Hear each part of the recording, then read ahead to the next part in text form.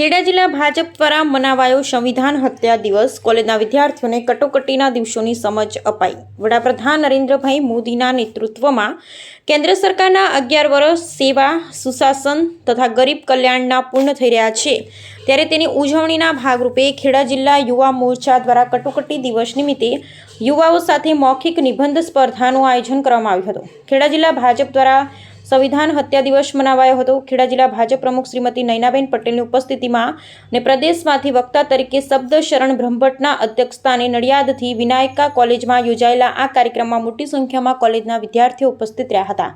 25મી જૂન 1975ના રોજ તત્કાલીન વડાપ્રધાન ઇન્દિરા ગાંધીએ દેશમાં લોકતંત્રની હત્યા કરતો નિર્ણય લઈ પોતાની સત્તા ટકાવી રાખવા કાશો રચ્યો હતો।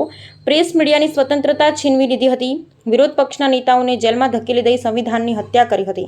તે સમયે ભાજપ સહિતના વિપક્ષોએ લોકતંત્રની રક્ષા કરવા લડત આપી હતી। એ અંગે ભાજપ અગ્રણી શબ્દ શરણભાઈ બ્રહ્મભટ્ટ અને ખેડા જિલ્લા ભાજપ પ્રમુખ નયનાબેન પટેલે વિદ્યાર્થીઓને સમજણ આપી હતી। આ પ્રસંગે ખેડા જિલ્લા ભાજપના મહામંત્રીઓ, ભાજપ યુવા મોરચાના હોદ્દેદારો ઉપસ્થિત રહ્યા હતા। બ્યુરો રિપોર્ટ ઉમંગ શર્મા। 25 જૂન સંવિધાન દિવસ તરીકે ઉજવવામાં આવ્યો, ત્યારે આજે ખેડા જિલ્લા ભારતીય જનતા પાર્ટી દ્વારા આયોજિત વિનાયક કોલેજમાં કાર્યક્રમ કરવામાં આવ્યો। એમાં પ્રદેશમાંથી વક્તા તરીકે વડોદરાના પૂર્વ મેયર, પ્રદેશના પૂર્વ મહામંત્રી અને મધ્ય ઝોનના પ્રભારી એવા શબ્દશરણભાઈ બ્રહ્મભટ્ટ વક્તા તરીકે ઉપસ્થિત રહ્યા। એમાં મારી સાથે ખેડા જિલ્લાના મહામંત્રીશ્રીઓ ભાઈ શ્રી અપૂર્વભાઈ, અમિતભાઈ, આ કાર્યક્રમના ઇન્ચાર્જ ભાઈ ગોપાલભાઈ, વિકાસભાઈ સૌ ઉપસ્થિત રહ્યા।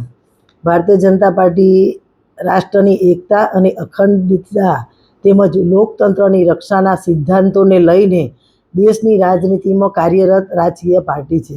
ભાજપના કાર્યકરો માટે પાર્ટી કરતાં દેશનું હિત હંમેશા મહત્ત્વનું રહ્યું છે। દેશને આતંકવાદથી મુક્ત કરવાનું આંદોલન હોય, કાશ્મીર ભારતનું અભિન્ન અંગ બની રહે એ માટેની લડાઈ હોય કે સ્વર્ગસ્થ ઇન્દિરા ગાંધી દ્વારા તારીખ 25 જૂન 1975માં લદાયેલી કટોકટી સામે લોકશાહી રક્ષાનું આંદોલન હોય, ભાજપાએ દેશના વ્યાપક હિતમાં પરિશ્રમશીલ બની સમયે સમયે પોતાની ભૂમિકા ભજવી છે અને દેશ હિત માટે કાર્ય કર્યું છે।